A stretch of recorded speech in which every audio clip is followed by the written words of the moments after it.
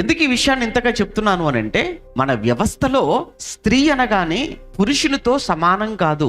పురుషునితో సాటి ఏంటి, పురుషునితో ఈక్వల్ ఏంటి స్త్రీ? స్త్రీ అనగానే కాళ్ళ దగ్గర పడుండేది, ఇంట్లో వంటగదికి పరిమితం, కేవలము సుఖ పెట్టడానికి, కోరికలు తీర్చడానికి మాత్రమే అనే ఒక సంస్కృతిలో పెరిగాం మనం. స్త్రీ పట్ల ఉన్న వివక్ష మనకు తెలియంది కాదు ఇప్పటికి. స్టిల్ కొన్ని ప్రాంతాలలో కొంతమంది మనుషుల యొద్ద. కానీ దేవుడు స్త్రీని చేయాలి అని అనుకున్నప్పుడు ఆమెకిచ్చిన స్థానం మనం చూస్తుంటే, ఆదాముకు పురుషునికి సాటిగా ఉండాలి. ఆ పదం చూడ ఎంత బాగుందో.